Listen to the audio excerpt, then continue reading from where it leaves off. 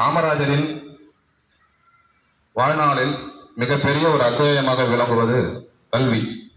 அந்த கல்வி பெரியவர்கள் முதல், அதாவது முதியோர் கல்வின்னு சொல்லுவாங்க, பெரியவர் முதல் மழலையர் வரை எந்த அளவுக்கு அது ரீச் ஆகிருக்கின்றதுக்கான மிக சிறிய ஒரு எடுத்துக்காட்டு தான் இப்போது 5ஆம் வகுப்பு மாணவன் ரிச்சர்ட் அவர்கள் தனது ஆங்கில புலமையை இப்போது தெரிவிப்பார்.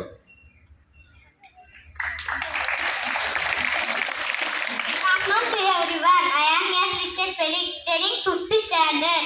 Today I am going to speak about Kamarajar. He was born on 15th July 1903 at Gurdinagar. Today Kamarajar 121 birthday. He was called as Kingmaker. He was the CM of Tamil Nadu for 9 years. He introduced midday meal for poor children. He was also called as Father of Education. He died on 2nd October 1975. Thank you.